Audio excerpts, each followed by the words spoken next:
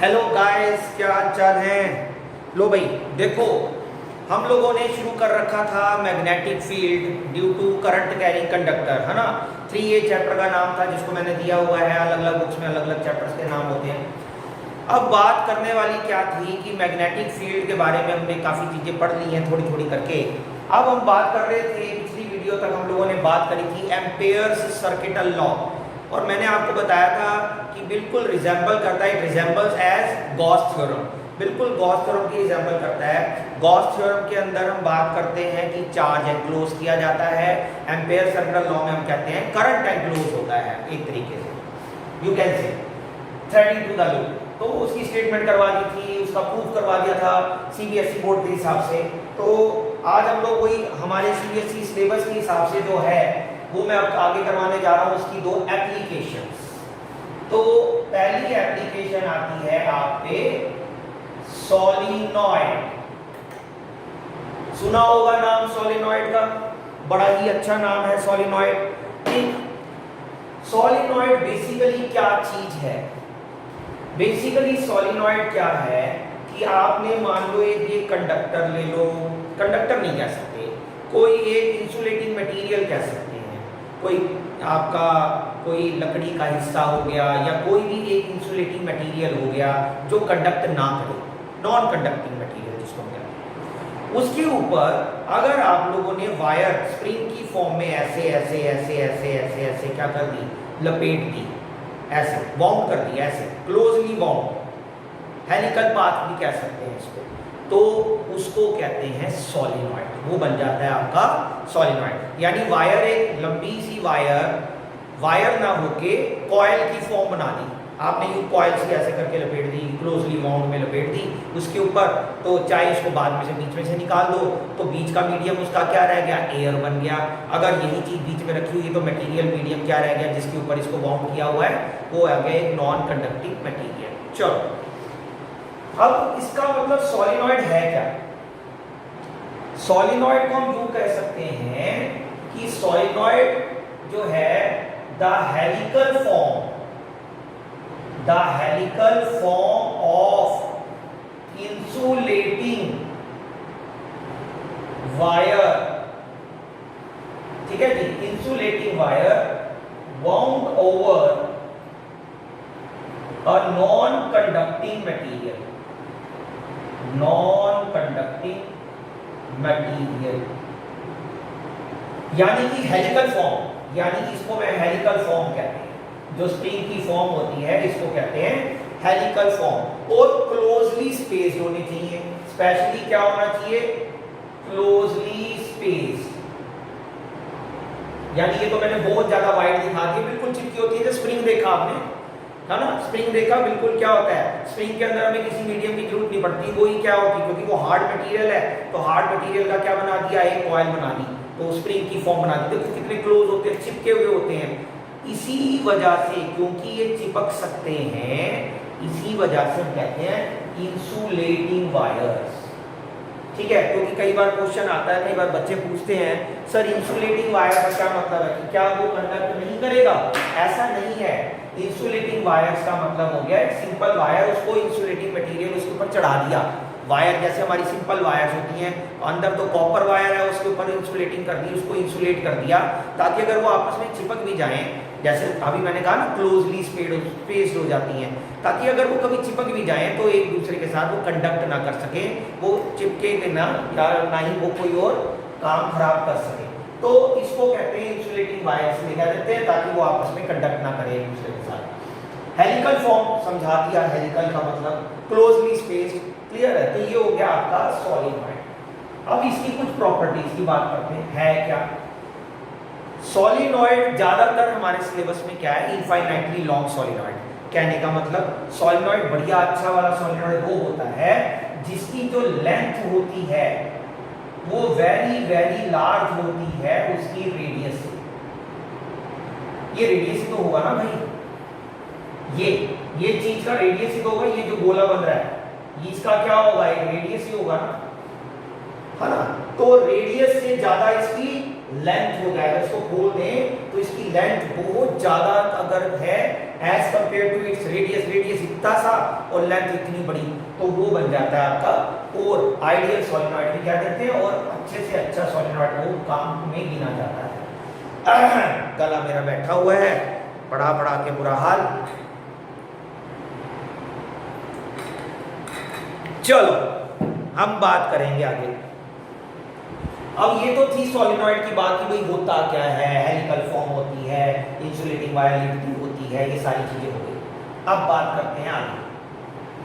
हम लोगों ने क्या कहा, मैंने बोला था application, application of amperes circuital law, उनमें से एक है सोलेनॉइड। यानी अच्छा, एम्पियर सर्किटल लॉ किस लिए यूज किया जाता है, मैंने बताया था मैग्नेटिक फील्ड फाइंड करने के लिए, है ना। तो इसका मतलब मुझे सोलेनॉइड का क्या निकालना है, मैग्नेटिक फील्ड निकालना है।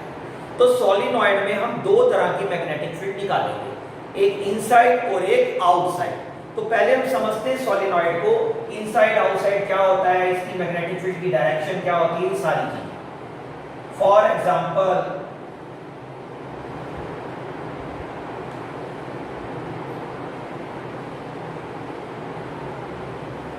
ये कर लेते हैं, ठीक है। हम इसके अंदर क्या करते हैं, ये ऐसे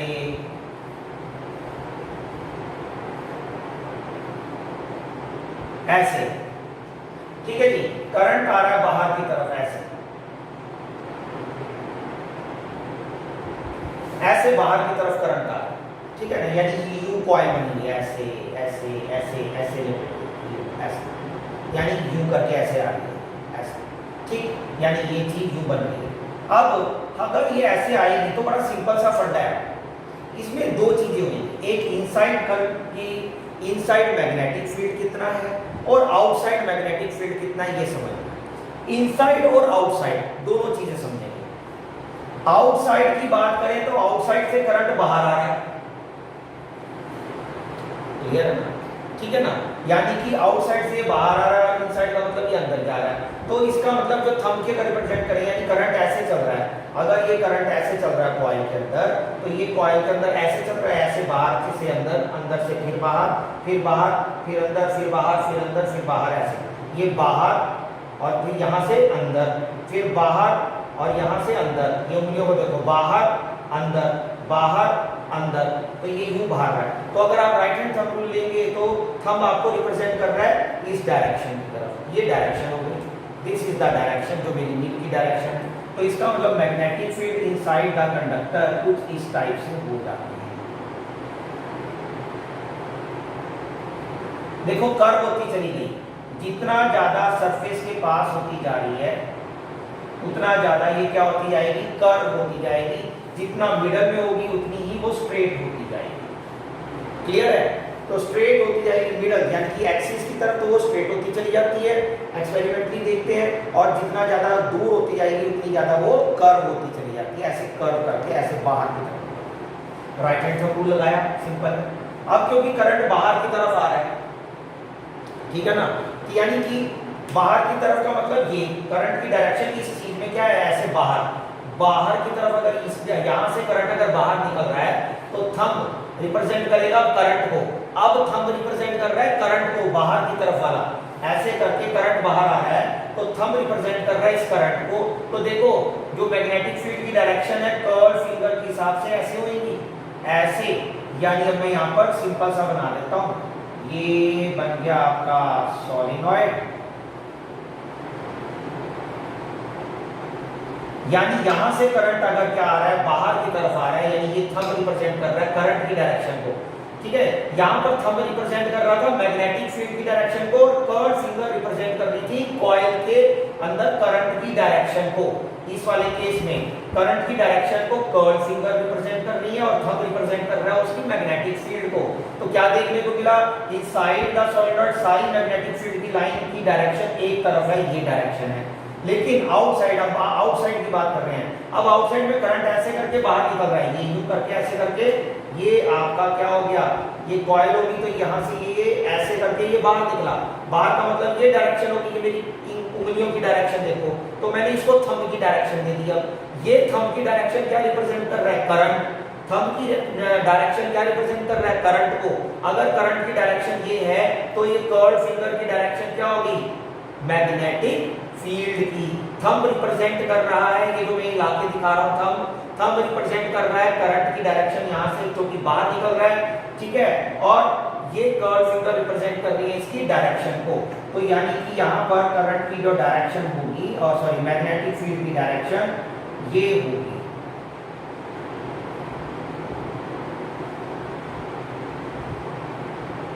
यानी dot,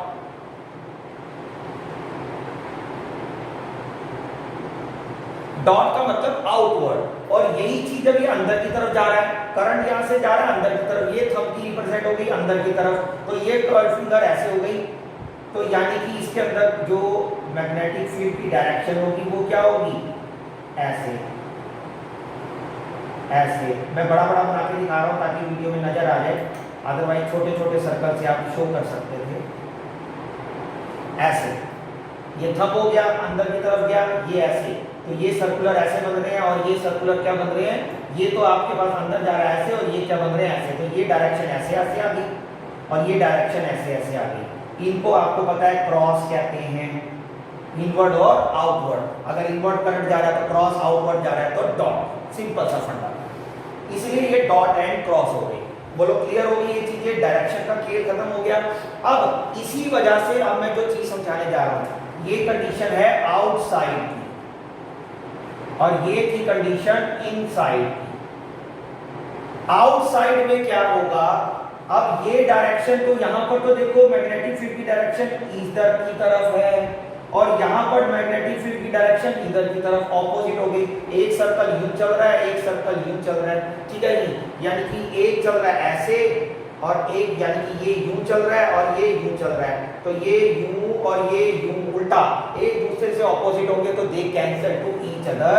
so outside magnetic field is equal to zero, negligible होती है, एक दूसरे को कट कर देते हैं। तो आप वहां पर अगर कभी आपसे क्वेश्चन पूछा जाए, सीबीएसई बोर्ड में पूछा जाता है कई बार कि outside the solenoid magnetic field zero क्यों होती है, तो बड़ा सिंपल सा लॉजिक देंगे, क्योंकि सोलेनॉइड के अंदर जो आउटसाइड द सोलेनॉइड क्या होता है? There are opposite magnetic field, direction of magnetic field जो है वो ऑपोजिट है, that's why the outside the solenoid magnetic field is zero. So क्योंकि because they cancel to each other, और इनसाइड क्योंकि सभी की डायरेक्शन अंदर की तरफ आएगी, क्योंकि ये बाहर से यूं जा रहा है तो ये सारों की डायरेक्शन अंदर आएगी, तो इनसाइड ये सारी की सारी डायरेक्शन एडेड हो जाती है।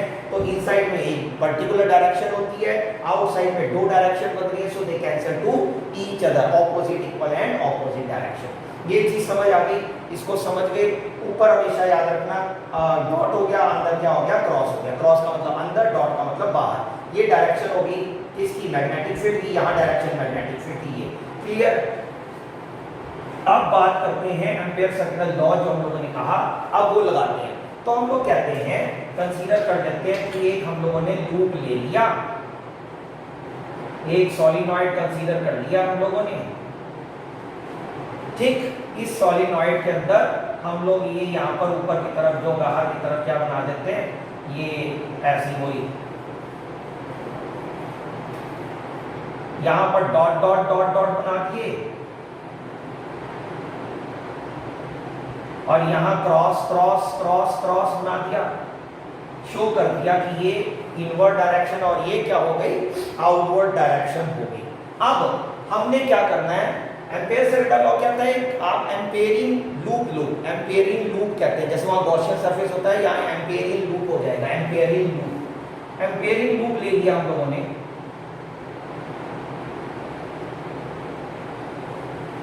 से ए बी सी डी, ठीक है, ये डायरेक्शन ले ली लूप की, ठीक है ना। ए बी नहीं, मजा नहीं आया, ए बी नीचे कर देते हैं, ए बी सी और डी ऐसे कर लेते हैं, अच्छा होगा। ए बी सी डी ऐसे होगा, बढ़िया होगा। ए बी सी डी एक एम्पेयरिंग लूप ले लिया इस सोलेनॉइड का, ओके, जिसकी लेंथ हम क्या देते हैं? कितनी ले ली हम लोगों ने? एल। एल लेंथ ले ली। अब शुरू करेंगे। अब देखो इसके अंदर नंबर ऑफ लूप तो बहुत ज्यादा होंगे, बहुत सारे सब इसके अंदर क्या है लूप्स हैं, यानी कि बहुत ज्यादा हेलिकल फॉर्म के अंदर है, तो क्लोजली होंगे तो ढेर लगाते हैं, मतलब बहुत सारे। तो हम क्या देते हैं capital N is equal to total number of turns.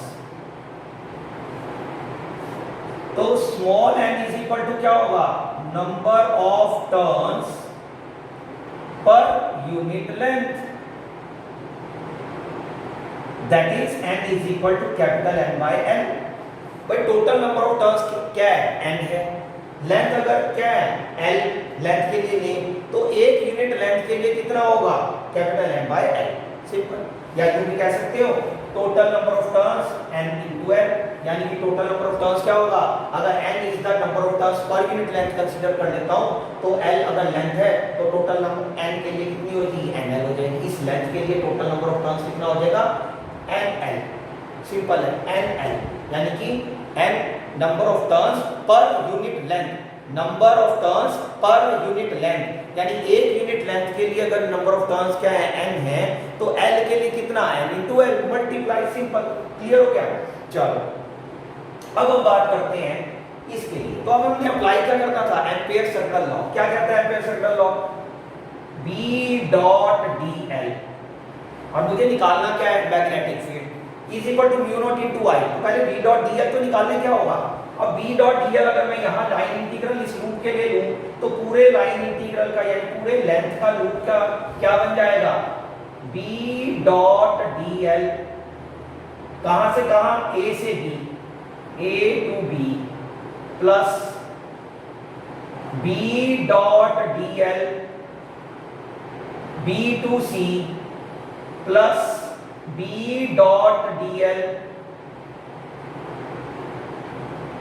C to D plus B dot dl D to A, A से B, B से C, C से D और D से A वापिस आ गए। सारों को अगर मैं टोटल ऐड करूं तो पूरे का लाइन इंटीग्रल निकल आएगा, सिंपल है।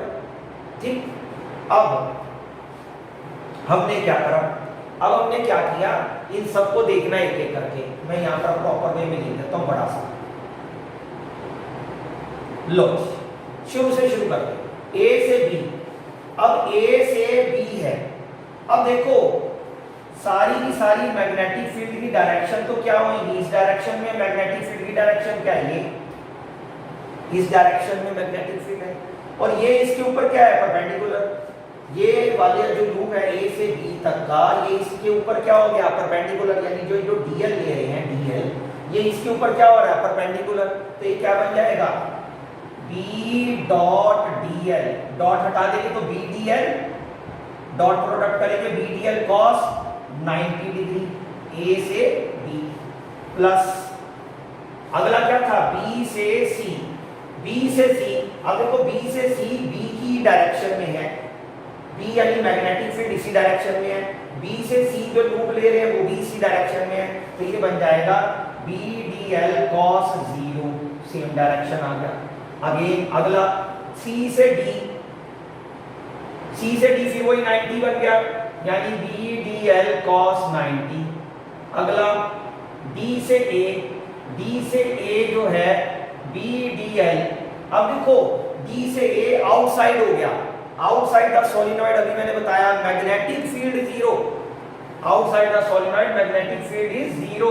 तो इसका मतलब ये मैं सीधा ही लिख देता हूं, पहले लिख देते हैं B dl और विच इज इक्वल टू, नहीं इसको यहीं सीधा ही लिखेंगे प्लस 0। रीजन लिख देंगे यहां पर बिकॉज सिंस करके B is equal to 0 outside. याद रखनी है कुछ चीजें, जब भी कभी आप कोई डेरिवेशन करते हो उसमें अगर कोई रीजन आता है तो वो रीजन जरूर साइड में ब्रैकेट में लिखा करते हैं सिंस करके। यहाँ पर ये 0 क्यों आ गया, क्योंकि सिंस दिस इज, ये तो मैंने इकट्ठा कर दिया।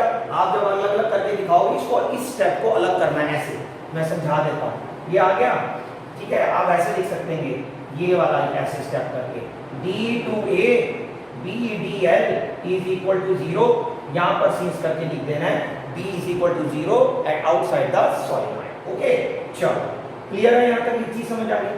अब हम बात करेंगे, ये तो हो गया 0, मैंने लिखा ही नहीं, cos 90 भी 0, ये भी 0, ये भी खत्म और ये भी खत्म, सिर्फ कौन सा रह गया ये। तो इसका मतलब B dot dl is equal to BDL। BDL का मतलब, क्योंकि cos 0 की वैल्यू कौन, BDL, B बाहर, dl का क्या होगा इंटीग्रेशन L, तो ये क्या बन गया is equal to B into L। Clear, clear पक्का, dl का बन गया L लेंथ। अब यहां पर एम्पियर सर्कल लॉ लगाओ। एम्पियर सर्कल लॉ क्या कहता था, याद होगा, B dot dl is equal to mu naught total current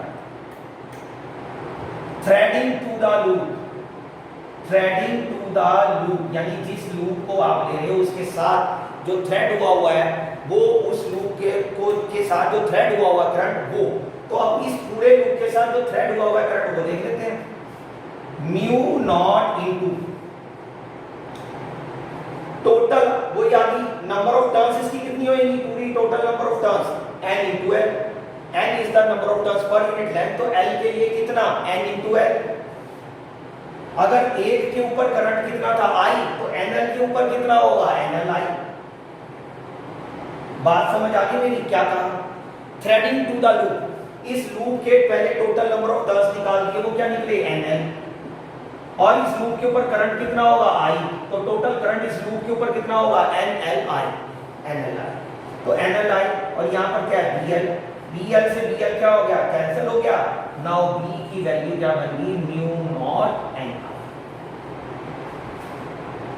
clear, mu naught ni, तो ये आपके पास क्या बन गया, म्यू नॉट li, ये ni sorry, this is the magnetic field due to solenoid where n is the number of turns per unit length। ये चीज याद रखनी है, टोटल नंबर ऑफ टर्न्स नहीं है ये, number of turns per unit length है ये। ओके, ये चीज का ध्यान रखना है। एट द एजिस, कई बार क्वेश्चन आता है एजिस पर कितना होगा, तो याद रखना है इनसाइड द सोलिनॉइड तो हमेशा ये म्यू नॉट ni रहेगा, यहां से लेकर यहां, मतलब पूरा इनसाइड में कुछ हिस्से में एक्सिस के पास जहां मर्जी कंसीडर करें वो म्यू नॉट ni आएगा inside the solenoid.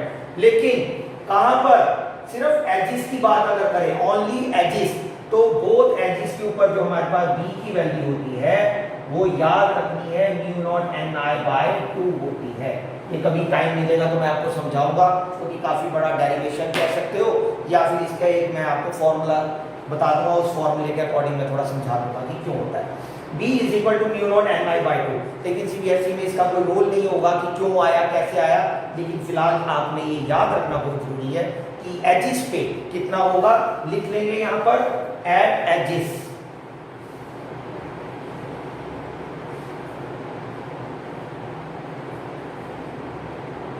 Of solenoid, at edges of solenoid ये होगा। क्लियर है, यहां तक समझ आई ये चीज, तो ये अच्छे से समझनी है सोलिनॉइड क्या है और सोलिनॉइड की डायरेक्शन मैंने आपको समझाई, एम्पियर सर्कल लॉ से सोलिनॉइड का आपको मैंने क्या करके दिखा दिया, एप्लीकेशन बता दी।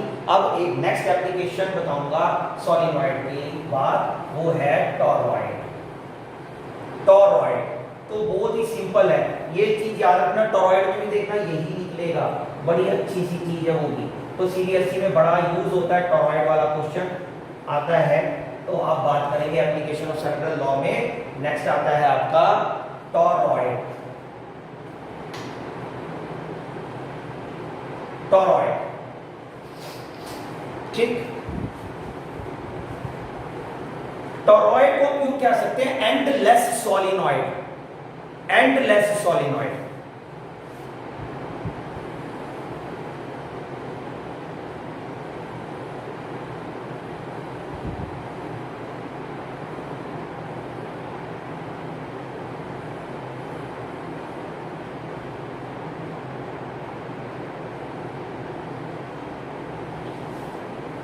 एंडलेस सोलिनॉइड यानी उसी सोलिनॉइड को घुमाया और ऐसे करके एंडलेस कर दिया, सर्कुलर फॉर्म दे दी उसको, तो क्या बन गया एंडलेस सोलिनॉइड भी कह देते हैं इसको, एंडलेस सोलिनॉइड और टॉरॉइड, मेन तो टॉरॉइड के नाम से ही बोलते हैं।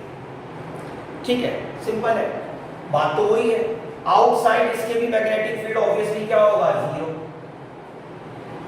इनसाइड ही होगा। अब देखो इसमें दो आउटसाइड बन रहे हैं, एक ये और एक ये, क्योंकि ये यूं करके बीच में से खाली है, समझ गए?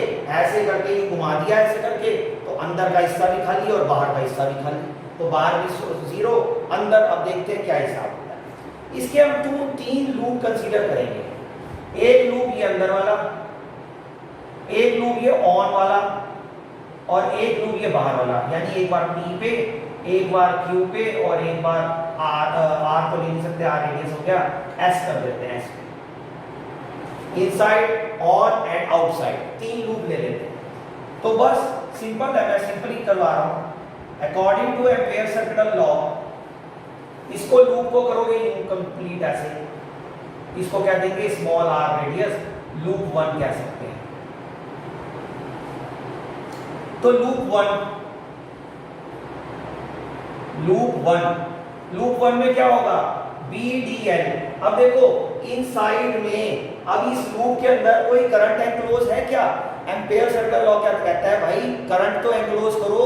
तो क्या इसके अंदर कोई करंट एनक्लोज किया हुआ है? नहीं। अगर इसमें कोई करंट ही एनक्लोज नहीं है, तो एम्पेयर सर्किटल लॉ के हिसाब से ये क्या बन जाएगा, अलग अलग निकालते हैं हम लोग, पहले एक एक करके लूप 1 के लिए। तो BDL इज इक्वल टू, पहले B डॉट DL करेंगे, तो ये बन जाएगा B dot DL for loop 1 is equal to 0। Why, क्यों 0? क्योंकि देखो DL तो ठीक है 2 पाई R बन जाएगा, DL की जगह पर 2 पाई R आ जाएगा, बट यहाँ पर करंट एनक्लोज नहीं है, तो नो मैग्नेटिक फील्ड, नो कुछ, तो सारी चीजें क्या हो गई, 0 हो गई।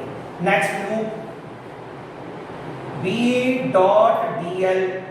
अब मैं कहता हूं लूप ये बाहर वाला, ये भी R ले लेते हैं, लेकिन ये आउटसाइड हो गया। लूप 2 भी क्या होगा, 0, क्योंकि यहां पर मैग्नेटिक फील्ड क्या है, 0 है, आउटसाइड। Okay, clear. तो कौन सा रह गया, सरफेस वाला। लूप 3, ये वाला पॉइंट यहां की बजाय मैं यहां कर देता हूं, ऑन द लूप। ठीक है जी। अब इसको मैं अगर एनक्लोज कर दूं ऐसे करके, तो ठीक है, इसने क्या कर रखा है, एनक्लोजिंग अ सोलेनॉइड। तो ये क्या बन जाएगा, for loop 3 B dot DL is equal to BDL cos 0। वही बात, मैग्नेटिक फील्ड भी सेम वही डायरेक्शन, DL की उसी डायरेक्शन में होगी, तो ये क्या होगा, cos 0। cos 0 की वैल्यू क्या होती है, 1। B बाहर, DL अंदर, DL का क्या बनेगा फिर से, L, सॉरी L, ठीक, L। फिर वही n is the number of turns per unit length. अब यहां एम्पेयर सर्किटल लॉ लगाएंगे इसके ऊपर, तो क्या बन जाएगा, म्यू नॉट एंड Li, जैसे भी सोलेनॉइड में किया था। n is the number of turns per unit length, L के लिए कितना होगा, NL, और I करंट कितना होगा, NLI, तो ये NLI is equal to BL। L से L क्या हो गया, कैंसिल, ठीक है जी। तो ये फिर से क्या आ गया, NL।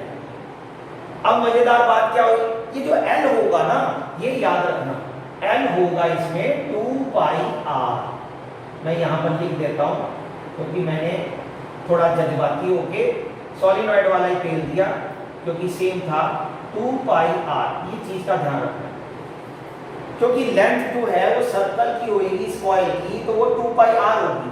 2 पाई R सर्कमफ्रेंस, लेंथ का मतलब, L का मतलब क्या होगा, 2 पाई R। ऐसे यहां पर भी L का मतलब क्या होगा, 2 पाई R इनटू में I, इनटू में I।